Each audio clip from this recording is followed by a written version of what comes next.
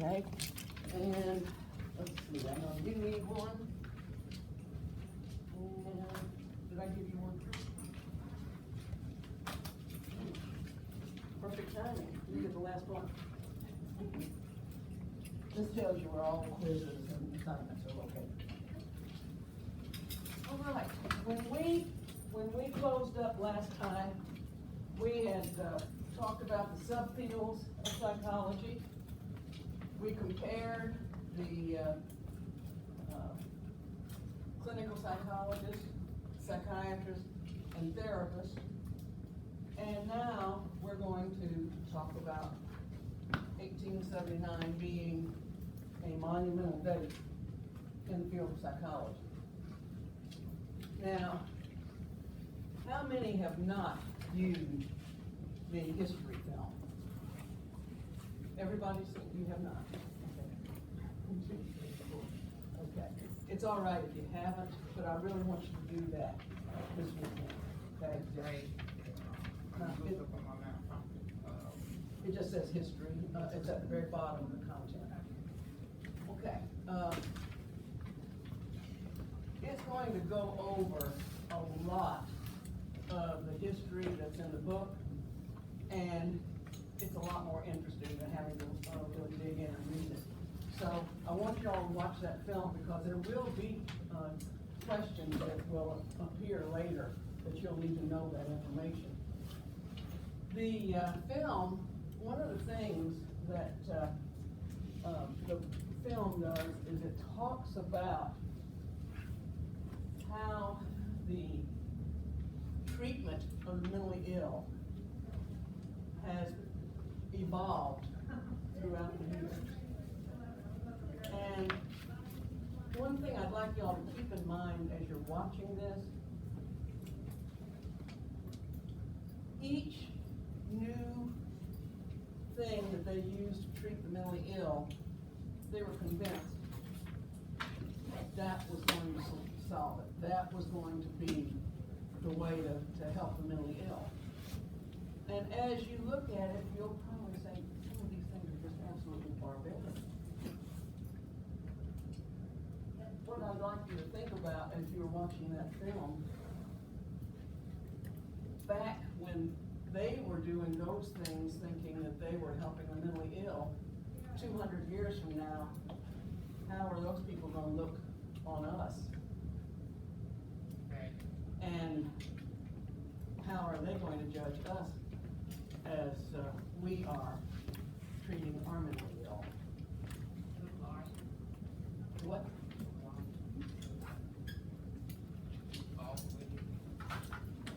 I'm sorry. Well, you know, let's just go kind of crazy for a second and say that the Star Trek is correct on, you know, how they treat medicine. All right, you know, they got a little thing like a little remote, and they'll just kind of stick it on your shoulder, or kind of do like that, and the person's healed. Now, 200 years from now, if they had something like that, and they see us using shock treatments, or they see us pouring drugs down people's gullets, you know, to try and either sedate them or to normalize them, I wonder if they're going to say we were barbaric. Because every day there's more advances in technology. And I think if you'll understand more of where I'm coming from after you watch that film, because it really takes it from like the very first and brings it up to modern day treatments. A couple of things that is worth noting about that. The film talks about in the Middle Ages and 1600s and such. One of the ways that they treated the mentally ill was they accused them of being witches. Now, if you were accused of being a witch in that time frame, it was not a good outcome that was going to happen, because they would give you the benefit of the doubt. They would test, they had tests to see if you were truly a witch. So what would they do? Oh, something like weight you down with a whole bunch of boulders and throw you into the river, and if you drowned, they'd say, oops, I guess they weren't a witch. And if, pardon me, by some way you survive, then they say, see, that proves you're a witch. Then they take you and burn you at the stake. And so it was really a lose-lose situation.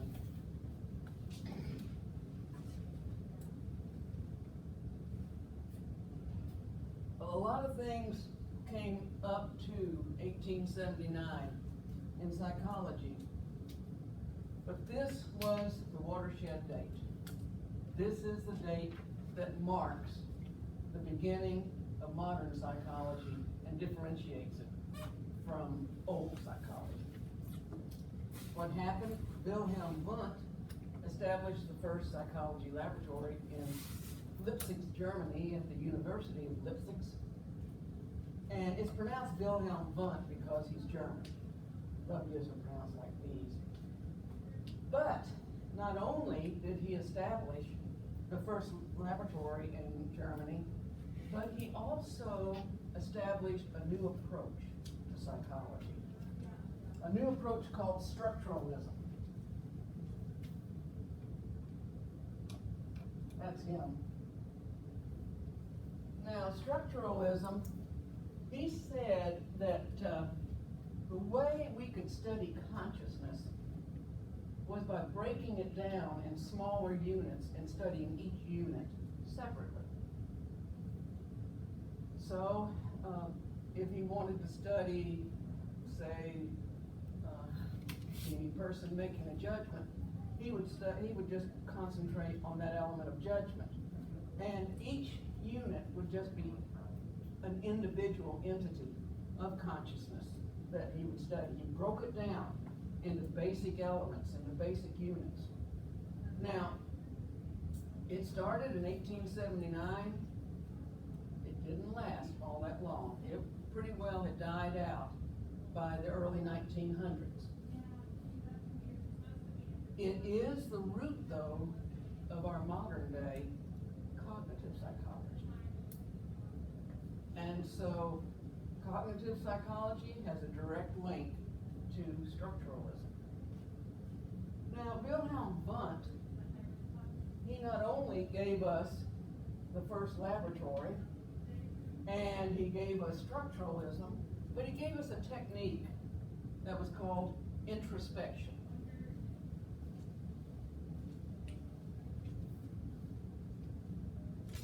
Introspection. Here, the structuralist would talk to the person and ask them to verbalize what they're feeling, what they're experiencing. It was verbal reports of conscious experiences. Now, I've seen books define introspection as inward looking, and actually saw books that said that they were looking inward. I guess it doesn't matter, same thing. But it is a technique used to identify feelings and what a person is experiencing. Now, while y'all are frantically writing, and this is posted on your blackboard, I want you to imagine for a minute, instead of it being September the 3rd in the fall semester at 10:50, I want you to imagine for a minute it being July the 15th of last year. You're taking it in summer instead of in the fall. You're taking it at noon instead of at 11. And remember, not last summer, but the summer before last was pretty hot. It was significantly uncomfortable. Well, you come in one day into class, and I've seen what a wonderful, compliant, incredible class that you are, and you're very cooperative, And so I say, what I'd really like you all to do is I want you to get up, I want you to go outside, and I want you to walk around the entire campus 3 times. And then I want you to come back and sit in your seats. Now, again, everybody is wonderful, they're compliant, they're cooperative. And even though it's 100 degrees out there, everybody gets up, goes outside, and walks 3 laps around the campus and comes back and sits in your chair. As you are sitting down, you notice that I am reclining in a chair, drinking some tea, and just kind of chilling. And as the last person sits down, I get up and I say, you know, I really, really appreciate y'all doing that. I just really didn't feel like lecturing today. And I'm just not real motivated to lecture, so that gave me a few minutes to kind of gear up. What are you feeling right now thinking about that? And it's okay to be perfectly honest. You're pissed off, that's great. Do what? Do what? That is not a feeling. That is an opinion, and that's an assumption. What are you feeling? Do what? Confused? What would you be feeling? Upset. Okay, now what upset? Are you ready to puke, or are you, No, just that you made us walk around the building 3 times in the heat because you didn't want to teach, basically. but what does upset mean? I mean, like I said, I want an emotion. Huh? Angry. Angry, very good. What about you? Mad? Okay. Annoyed.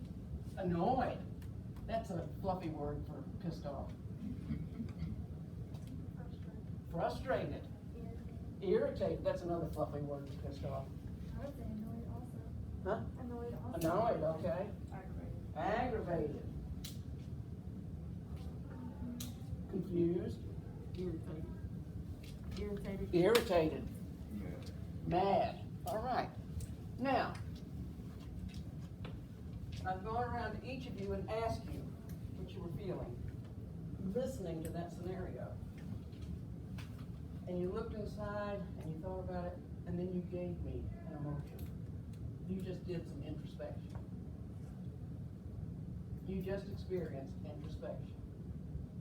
All you did was you looked inside and you said, oh, I'm feeling.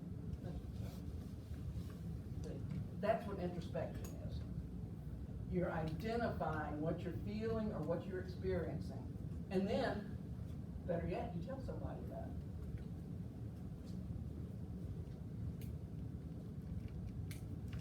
Well, kind of wrapping up structuralism, it focused on the structure or basic elements of the mind.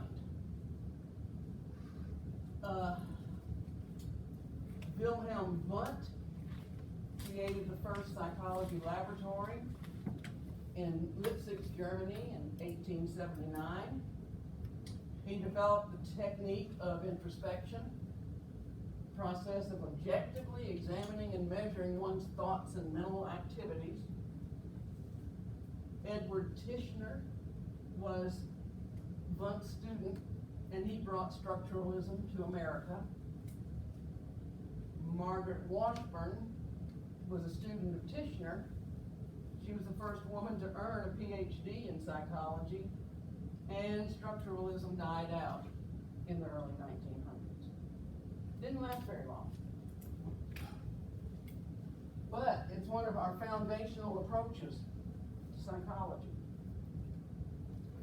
Well, then the next one that came along at the same time. In some ways, I kind of look on it like a response to structuralism. It's called functionalism. And the man who created it was named William James. Now, functionalism is basically opposite of structuralism. Okay? Where structuralism said that the conscious mind had to be broken down into individual units to study them. He said, oh, no.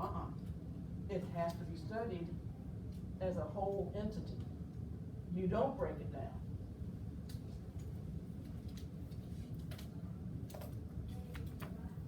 It studied functions and purpose of consciousness. It was a very practical approach. And again, consciousness is not broken down into the basic units.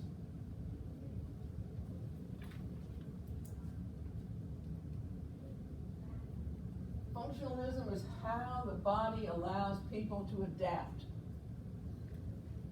It's how the mind, not the body, how the mind allows people to adapt, how the mind allows people to live, how the mind allows people to play, to work. Proposed by William James. He also wrote the first psychology textbook published in the United States. Just like structuralism, it died out in the early 1900s. It is no longer a part of contemporary psychology. But it plays a significant part in educational psychology, evolutionary psychology, industrial and organizational psychology, and applied psychology. The roots of applied psychology are functionalism.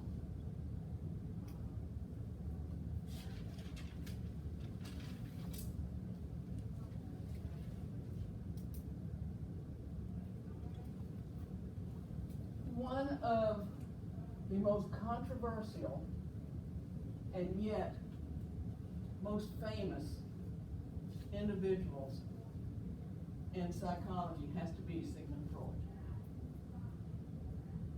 Sigmund Freud. He was born in Austria to a Jewish family. He was raised in Austria. He was a brilliant young child.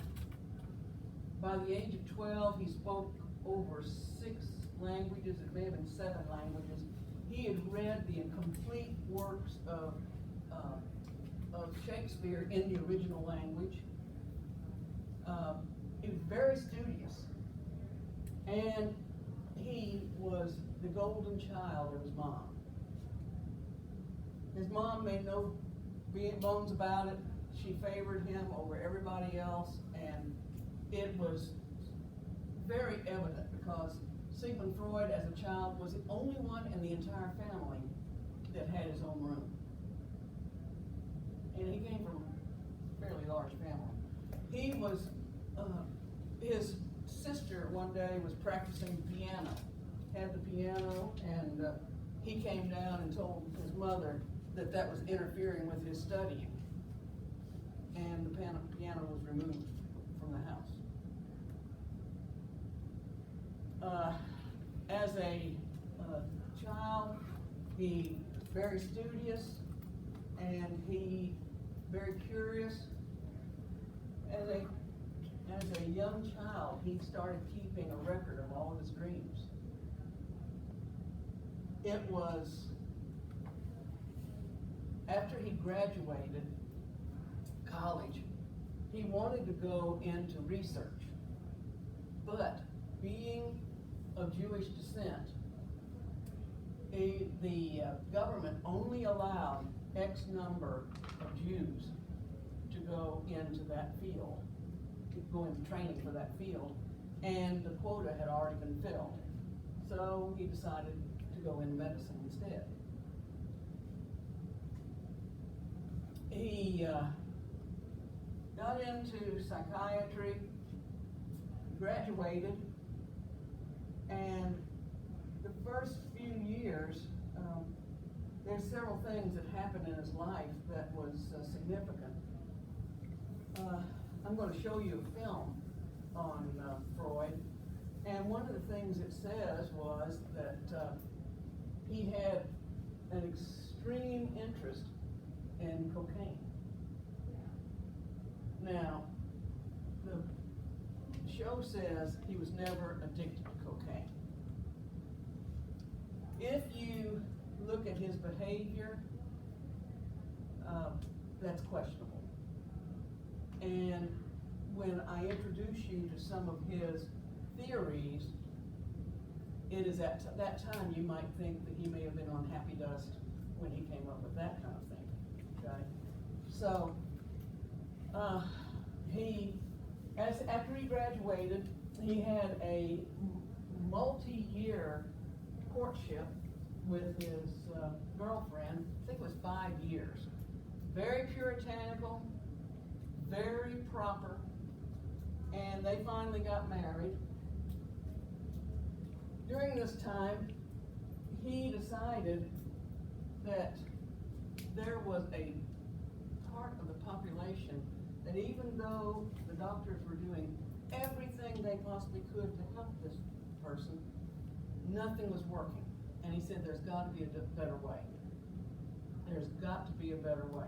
So, he started studying with, he had heard about a new technique in France, and so he went to France and studied with a man named Mesmer.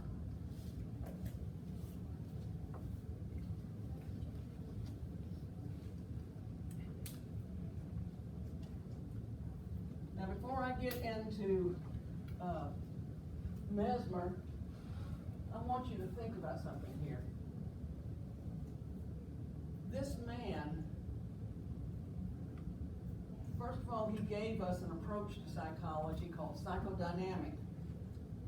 It was an approach to psychology, it was an approach to therapy, and it also incorporated an approach to explaining personality. Well, what else did he do? He gave us a technique for counseling called psychoanalysis. He explained personality through a theory called the structure of the mind. He gave us a developmental model that's called the psychosexual model. He developed a new technique of interacting with clients called free association. He was the one that started proposing dream interpretation. And he spoke of defense mechanisms and put much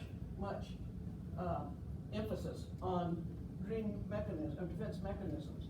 He also made significant contributions to group work. And in America alone, he wrote something like 19 volumes that came over here, and that's not all of his work. So, he was a busy man. He made some significant contributions to psychology.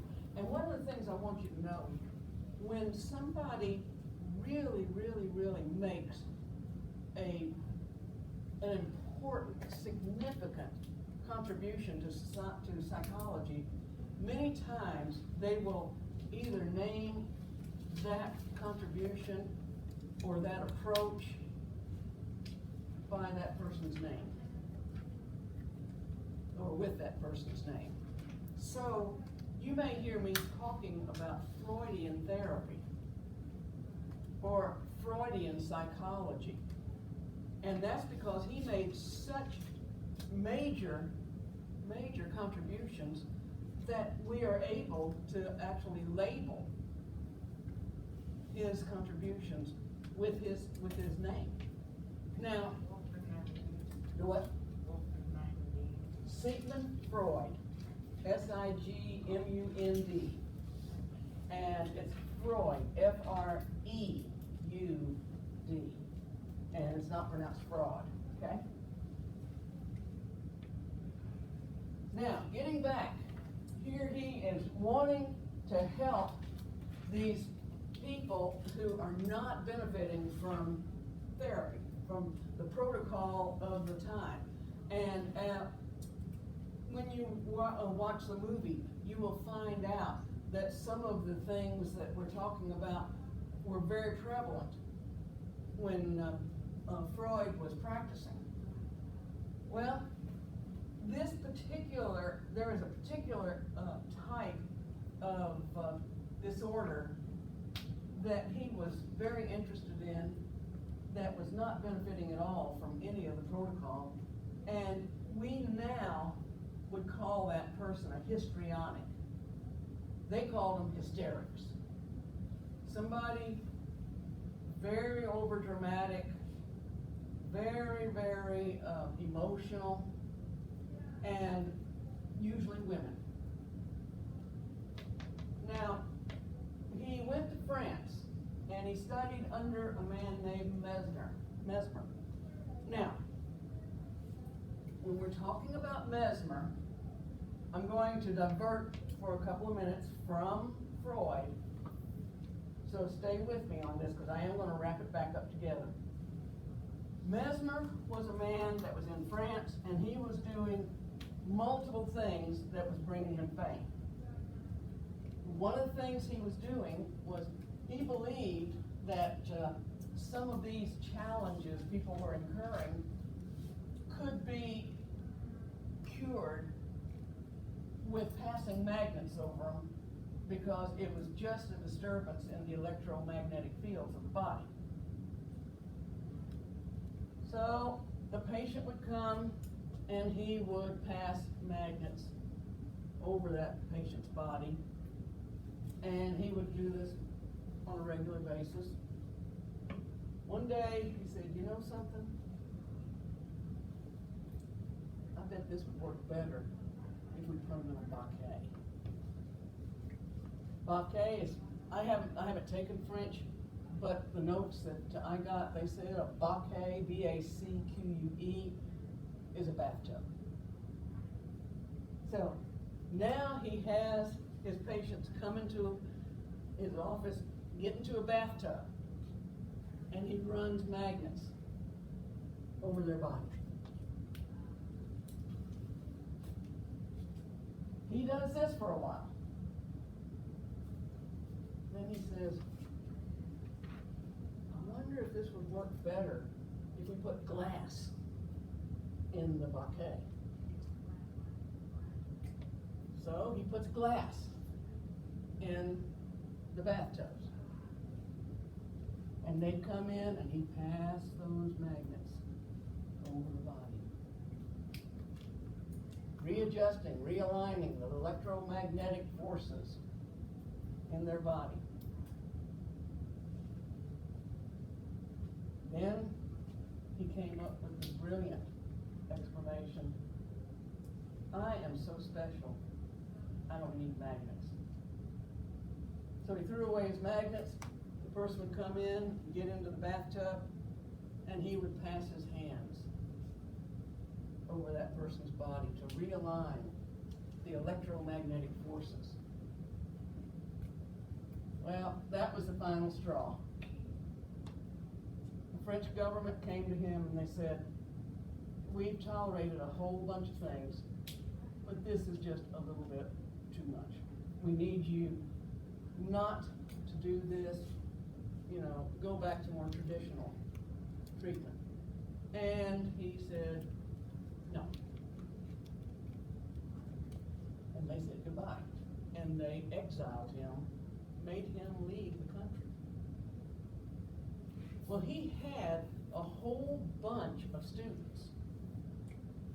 And after he was exiled, those students got together and they said, now, there was a lot of stuff that he was doing that was good. But he did kind of go off the rails on some of these things. So they met and they decided what to keep and what to ignore, what to throw away. One of the things that they kept was a technique in which the subject would go into a trance-like state. In honor of their teacher, Mesmer, that trance-like state was called being mesmerized. And that was the beginning of hypnosis. Now, Jean Jean-Martin Charcot was one of Mesmer's students. He was the man that Freud came and studied with. He taught Freud about hypnotism. He taught Freud how to hypnotize, and it was during that time that Freud noticed that when they went into this trance-like state, that the person that was hypnotizing them had access to part of their mind that he didn't have access to when they were conscious. And that kind of triggered some thinking there. Now, Freud was never a good hypnotist. Never really mastered it. But after some time, he thought he had learned everything he could from Charcot.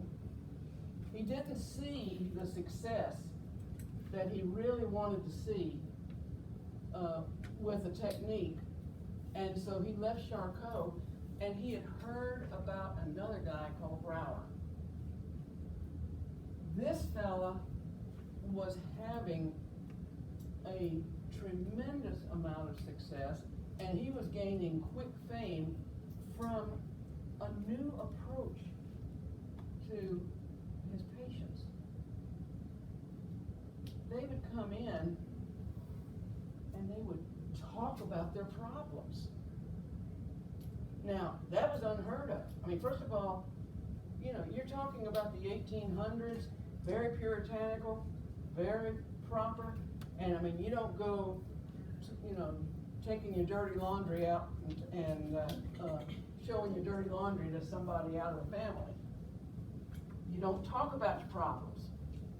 You don't discuss anything like that. You keep it inside. This was revolutionary. Actually talking about what's bothering you. And he was having success. Freud came along and worked with Brouwer and learned the technique of having a person talk about their problems, talk therapy. And he became so convinced, and he saw such success, he said, this has got to be part of the solution. Well, Brouwer is famous. There's a very famous case associated with him. It's called Anna O. She had taken care of her father for many years. Her father was very sick, very terminal. And after so many years, the man died. She was so emotionally upset about her father's death that all of a sudden she had paralysis in different parts of her body. She had some blindness, I think was blind in one eye, and she may have even had some hearing disturbances. She started coming in to Brouwer and starting to talk about her problems and such, and the symptoms subsided. Revolutionary case in psychology. So he was famous for Anna O.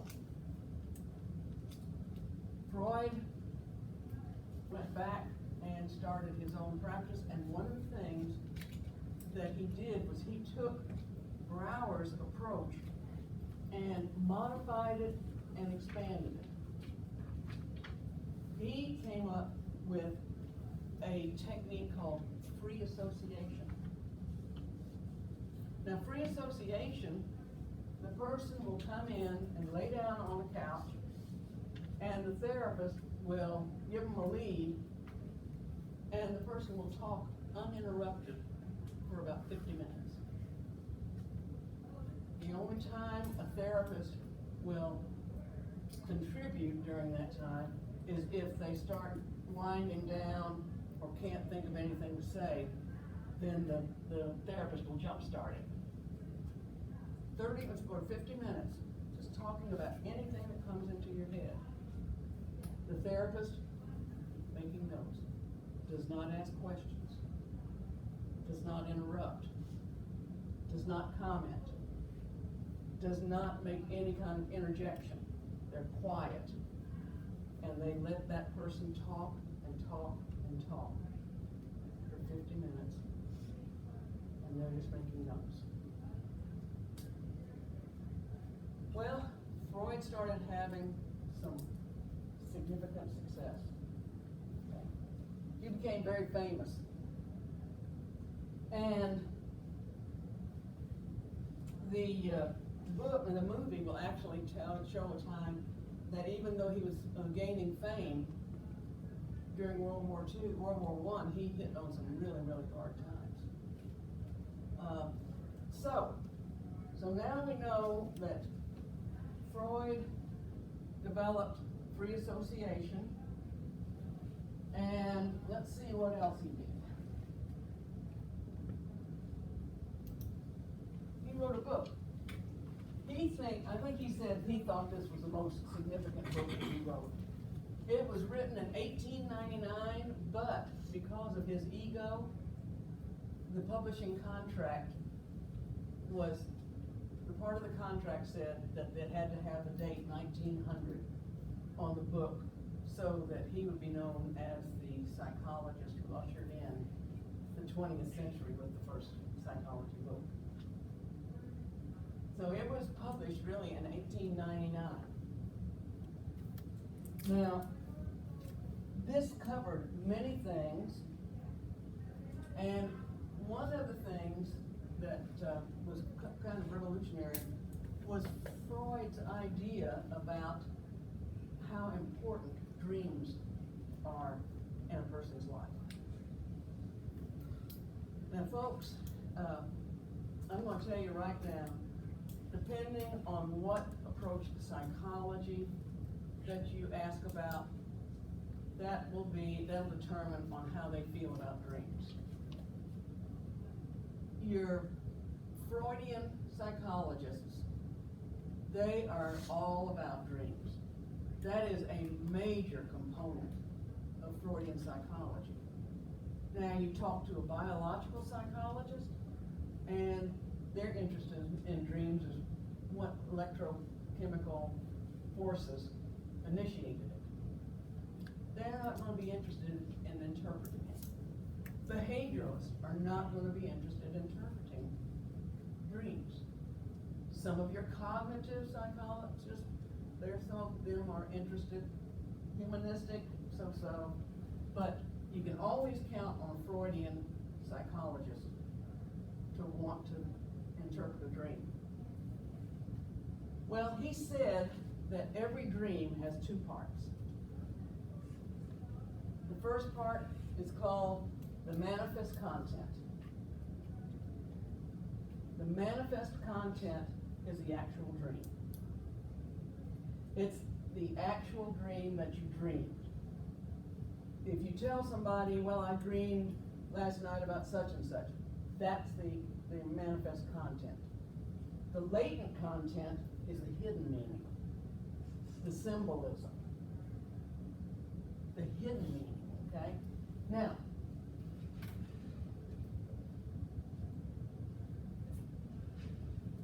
let's see if I can give you kind of a crazy example. Guy comes in to his psychoanalytical therapist, his Freudian therapist, and he says, Doc, something really kind of crazy has happened. Last night, I dreamed I was walking down the street, and I was kind of sad, and I was kind of contemplating things, and this lady came up to me, and she had a whole bunch of balloons. And she said to me, you would really like to have some balloons, wouldn't you?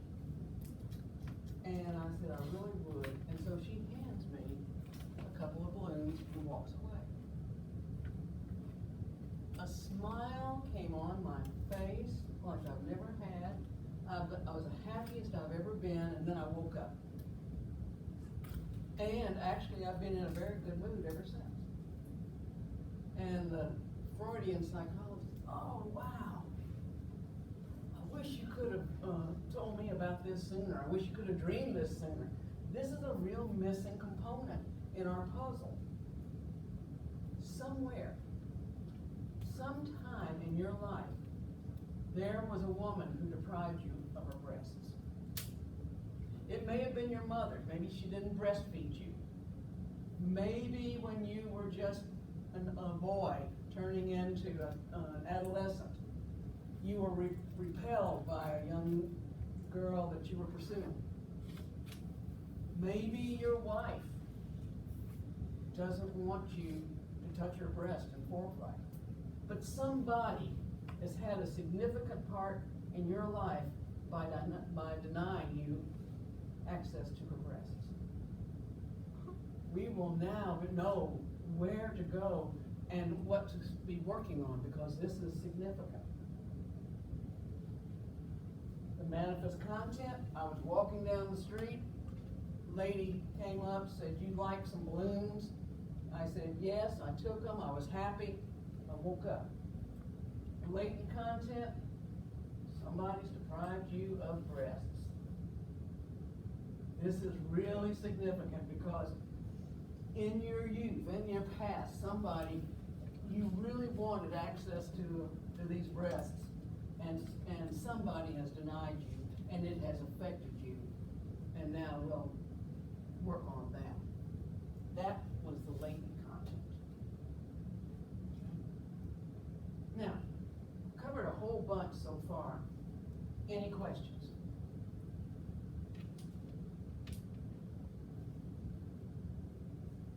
Nothing? Okay, we'll keep moving.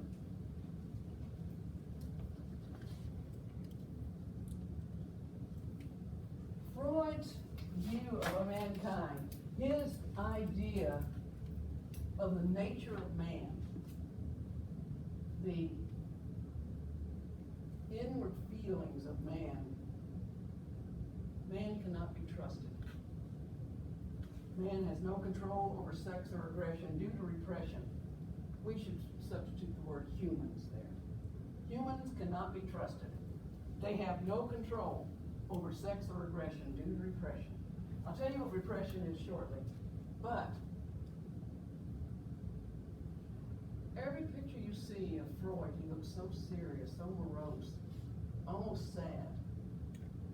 And in a way, I can kind of understand that if he has this view of people, that nobody can be trusted, that nobody has control, it's all due to their past, it's reactions to the past, it's feelings from the past that's trying to work their way out. Man cannot be trusted. Humans cannot be trusted. They have no control over sex or aggression due to repression.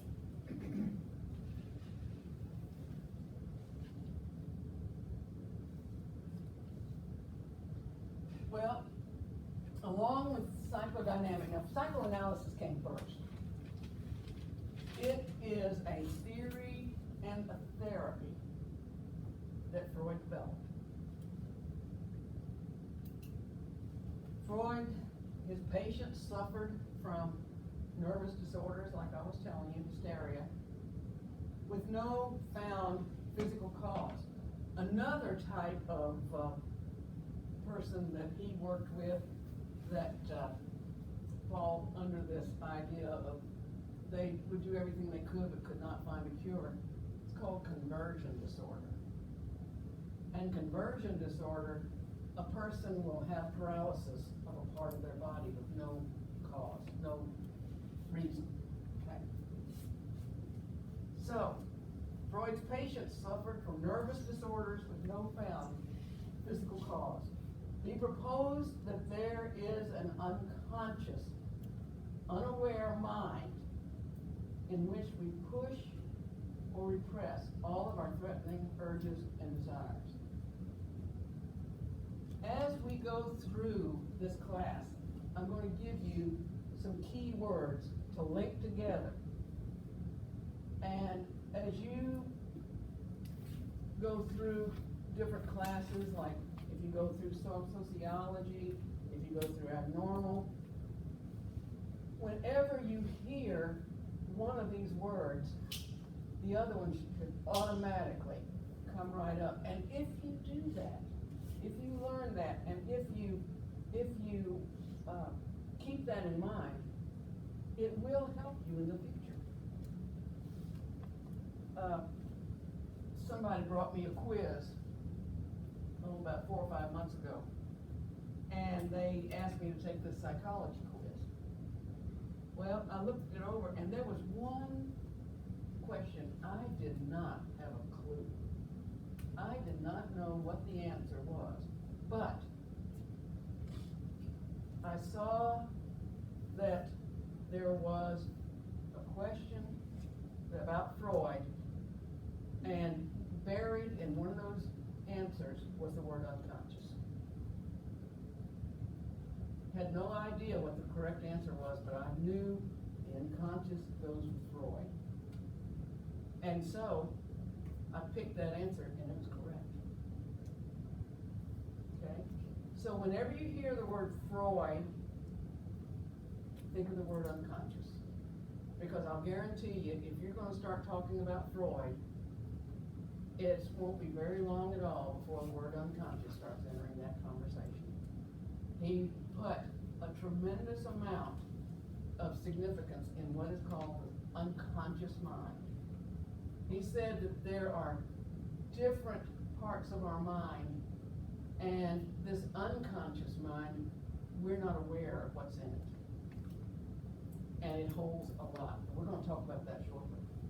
He believed that these repressed urges in trying to surface create nervous disorders. That there are experiences, there are feelings, there are urges, and they're trying to get out, and yet there's a force that keeps trying to keep them in, and there's this tug of war, and in doing so, it creates what he called neuroses. Neuroses is it's a non-psychotic nervous disorder. Okay? Freud stressed the importance of early childhood experiences. He was really, really into probing the mind and trying to find out what happened in your childhood that's affecting you now.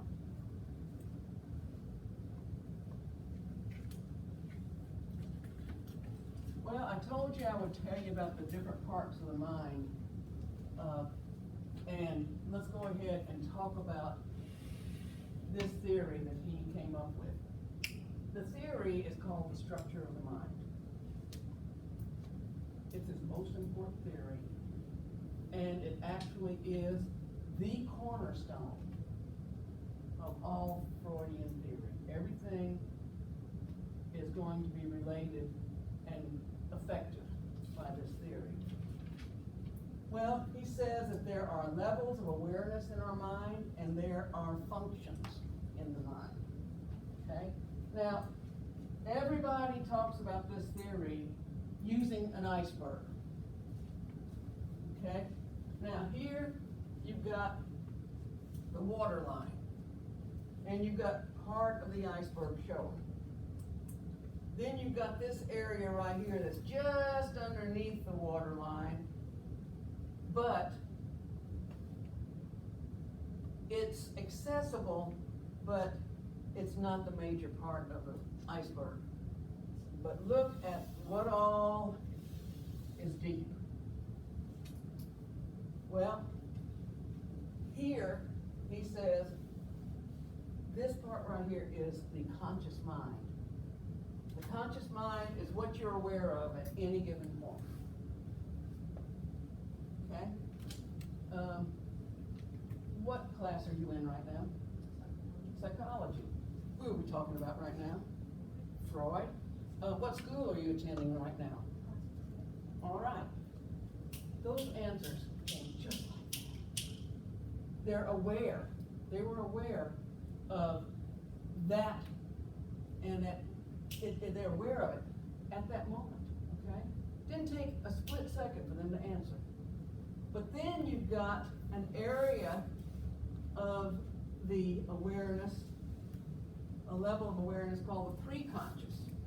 And that's just barely under the surface. And it's thoughts, feelings, memories, and wishes that can easily be brought to the conscious level. Okay. What did you have for Thanksgiving dinner last year?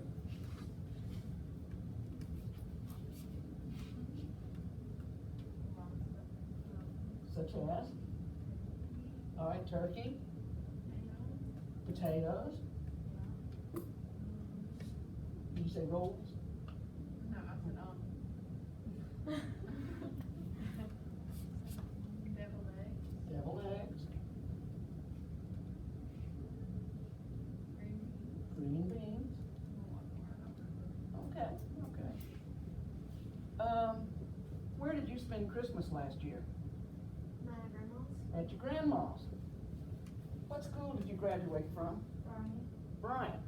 Now, when I came up to you and I asked you what you had for Thanksgiving dinner, were you thinking about that exact second? No. Were you thinking about where you were at Christmas time last year? Were you thinking about your old days at Bryant? No, but it did not take long before that information started coming up. It's just underneath the surface. It's easily brought up. Okay? Now, your third level is called the unconscious level. And that's from here to there. Thoughts, feelings, memories, wishes that are difficult, extremely difficult to bring into awareness. In fact, they're buried and you actually may not even have any idea that they're there. They may appear disguised in forms of dreams, disguised in dreams as different symbols. Now this is all Freud, okay? And this is not the gospel according to Freud. We're going to study different other approaches. This is his explanation. It's okay if you say, this makes perfect sense, I just think that he was brilliant, I buy into this completely, or it's okay if you say this is absolute garbage, and, one man's life wasted.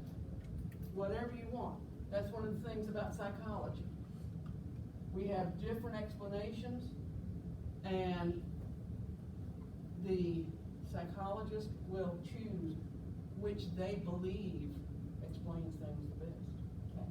So, you've got your conscious level, everything you're aware of at any given moment, preconscious, thoughts, feelings, memories, wishes that can be easily brought up to the conscious level, and then you've got your unconscious level, which are really, really buried wishes, ideas, memories, feelings, all of these things deeply buried and extremely hard to bring up to the conscious level, okay?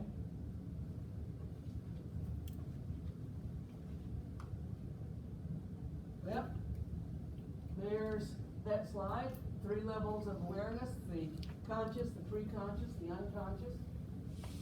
The conscious level, everything you're aware of at any given moment. Preconscious, all thoughts, feelings, wishes, and memories that can be easily brought to the conscious level. The unconscious level, all thoughts, feelings, wishes, and memories that are difficult to bring to the conscious level. That brings us to what's called the elements of the mind. Okay? He said there are 3 elements of the mind. The id, and that's pronounced the id, not the ID. The ego, and the superego. Now we're not talking about, when we say ego, we're not talking about somebody who's stuck up and, thinks they're everything in a bag of chips. This is an entirely different concept than just somebody who has an inflated view of themselves.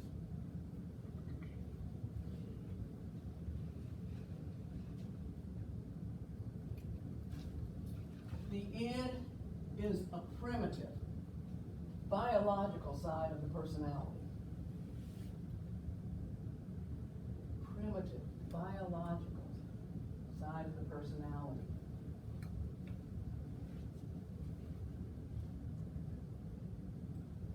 It is dominated by the pleasure principle. If it feels good, do it.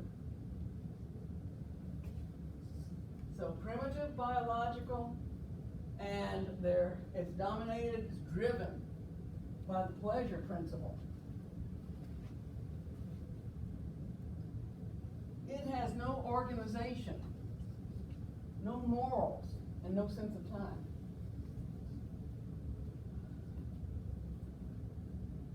We had a president many, many years ago that it's very easy to make a case that you're a Freudian, that he was driven, he lived in the id a great deal of the time. First of all, his staff had a running joke that there was a new time zone added to the United States. You had Eastern, Central, Mountain, Pacific, and Clinton. Because everywhere that Clinton would go, he would be late. And it wasn't because it took him longer to get ready. He would just find things that he wanted to do, and he did not care if it inconvenienced anybody else. He might be scheduled to speak at a banquet, and he might arrive 45 minutes late. And why? Because he saw McDonald's and wanted to go in there and shake people's hands and chit-chat. Didn't matter if he held up these other people and caused the entire sequence of the speakers to get all screwed up. The world revolved around him. I think that we all know about Mr. Clinton's morals. A man who is married to a woman has a young intern come into the Oval Office and sexually service this man while he's on the telephone talking to state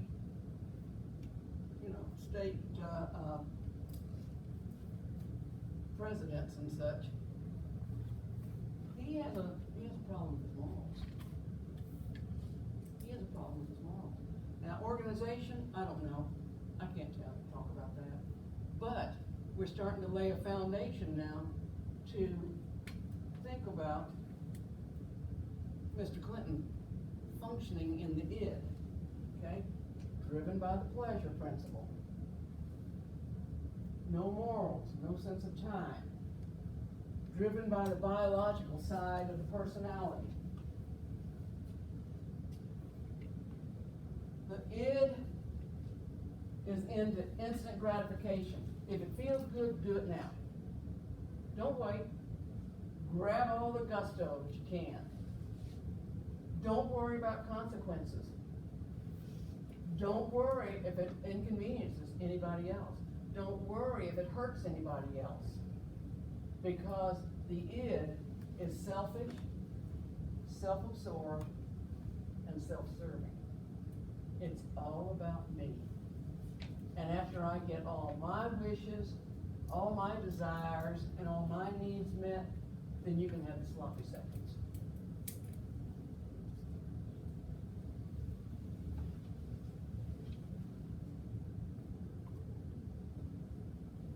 They have no concern. The id has no concern for the needs or desires of others.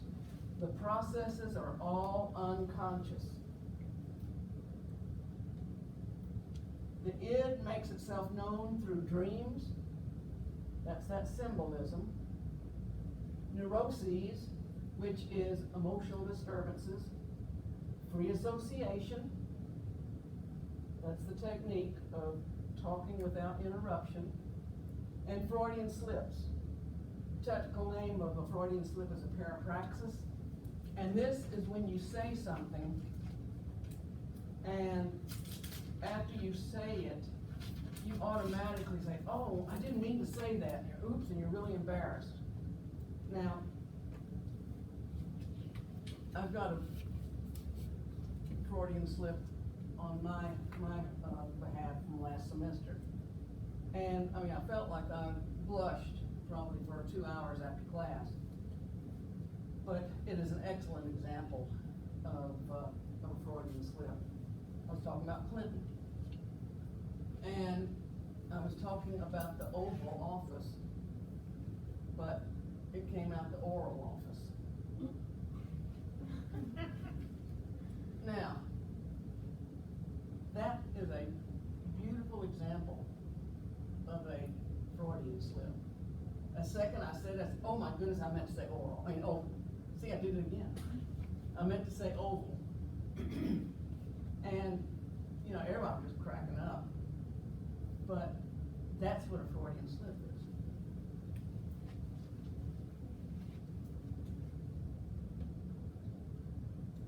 Freudian, the id is the unconscious portion of the personality. There are two instincts that reside within the id. One is called eros. It's the creative life force. And then you've got thanatos, which is the destructive or death force. The eros promotes positive, constructive behavior and reflects a source of energy called the libido. The thanatos are your death instincts, your destructive instincts, the part where the aggression and destructiveness comes from.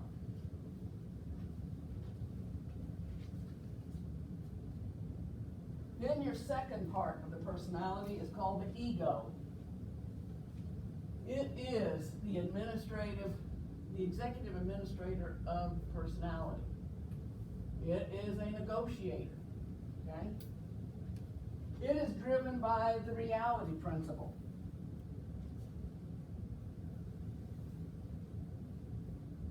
It is driven by survival.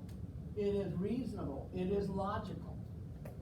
And it uses judgment to suspend the id.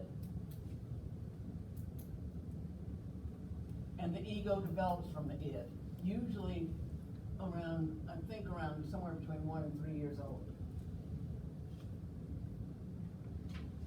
Now, so you've got your id and you've got your ego, now you've got your superego. Your superego is the conscious, is your conscience, okay? It's the one that differentiates between right and wrong for you. It's the one that you have learned from your parents. This is right and this is wrong. Or you have learned this from society. This is right and this is wrong. And basically it's going to be black and white. It's either right or it's wrong. There's no gray. Okay? And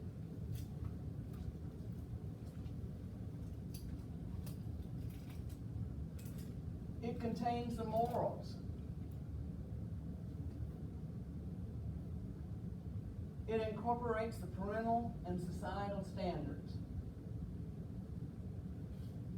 Now,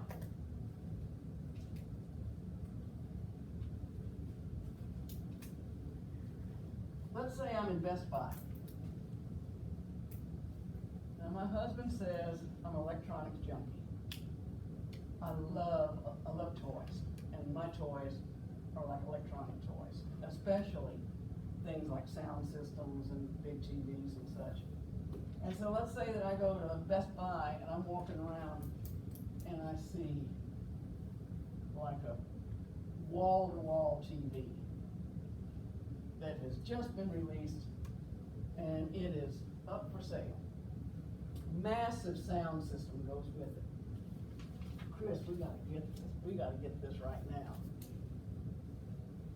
No, I don't think so. So now, my id kicks in. Oh yeah, we're gonna get it, and we're gonna get it now. There's not gonna be any debate. We are taking that home. I want it, and I want it right now. then my super ego kicks in. Well, how are you going to pay for it? I mean, that is really, really expensive. I got a checkbook.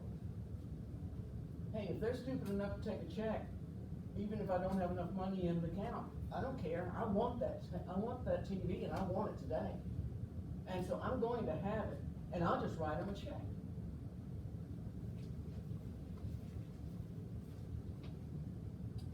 Bad idea. We don't look good in orange, okay?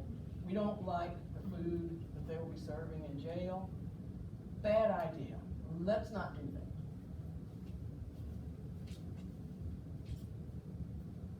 I don't care. I'll get to watch the TV today, and that's all that matters. Tomorrow will take care of itself. I'm telling you, this is not going to work. This is a bad idea. Writing checks that you don't have money is wrong. Getting something that far out of your budget is wrong. Going to jail is very wrong. We're not going to do it. Well, all of a sudden, another voice emerges. Whoa, whoa, whoa, whoa, whoa, whoa, whoa. Let's see here. Let's see if we can come up with an idea. You want the TV, you don't want to go to jail. Well, why don't we see if they have a layaway program? You could pay a little on it, and it would be yours shortly, and you wouldn't go to jail. Well, that's one solution, but what about me wanting to watch it tonight? I would go with that. I mean, you know, we're not going to jail. I don't care if it's in layaway or not, just as long as I don't have to go to jail. I don't like orange. So layaway isn't going to work for you, huh? No. You just paid off your Best Buy account. You have excellent credit. Why don't we see if they'll let you go ahead and extend your credit and get the TV that way? That would work. I mean, I've already got a huge credit limit on that, and it wouldn't be that much more for them to add a little bit to it. And, you know, that's reasonable. I might go with that. I don't like the idea of going that much in debt, but I like that better than going to jail. You get your TV, you keep your freedom. Sounds like a good deal. Both agree? Yeah. Let's go get the TV. Okay? Now, the ego is the negotiator. The id is the child. It wants what it wants, and it wants it now. Gimme, gimme, gimme. It feels good, do it. And do it now. Superego is the conscience. You don't really want to do this. This is not right. Just fine, you know, I don't care about anything except I don't want you to do something that's not right. And then here, the ego finds a way, using judgment, using logic, to satisfy both of the others.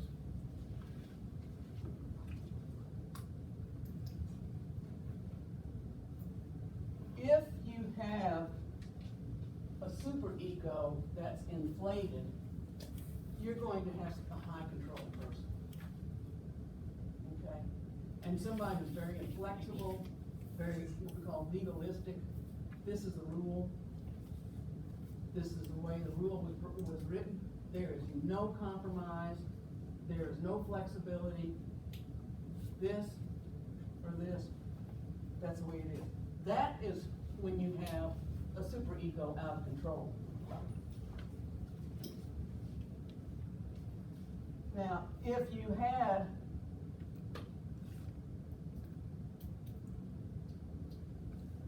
have the id out of control, they're gonna be very childlike. Okay? They'll be very childlike, in the way they approach, they want things. Again, instant gratification, I want it now, if it feels good, do it now. It's all about me. That would be the id, and that would be if the id was in control. What we really want is the ego. Okay? The ego, that is what we really, really want. That's the healthy way. Okay? So you can think of the id as the child, the superego as a parent, and the ego as an adult. Okay?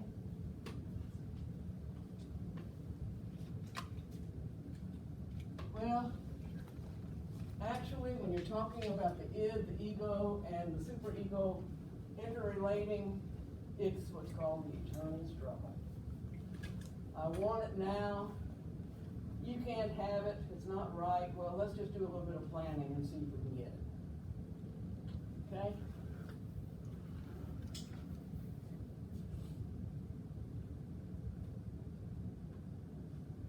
With that being said, the next thing that we're going to talk about in Freudian therapy is what's called the psychosexual model. Quite frankly, this is what got him into trouble. This is the most controversial part of Freudian theory. So it's really the most controversial part and the most controversial therapist of the most controversial of his theories.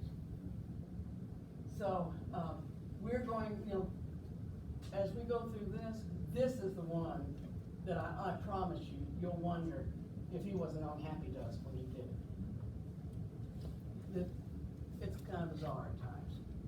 So that will be the next thing that we will be talking about. I don't want to start it today because we've done enough as it is. Are there any questions over anything that we have talked about? Yes.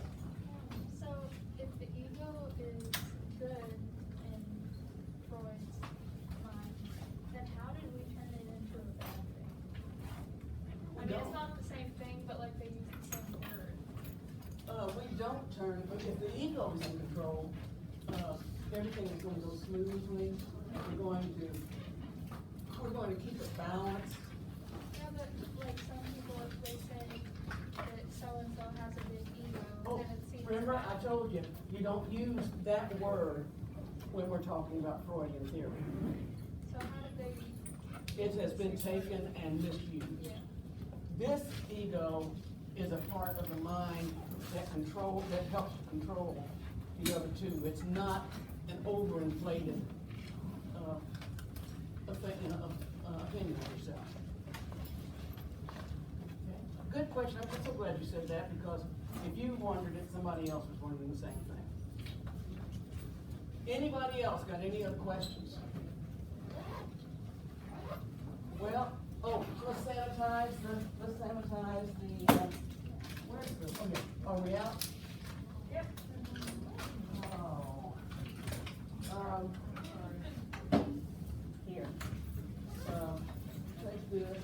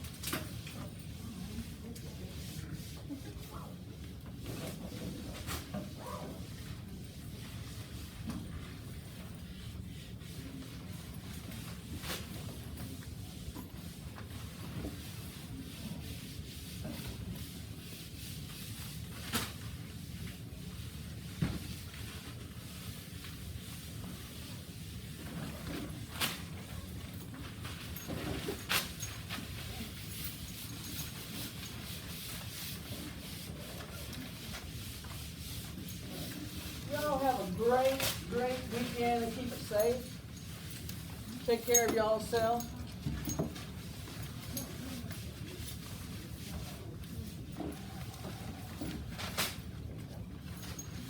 hope that that didn't die this time.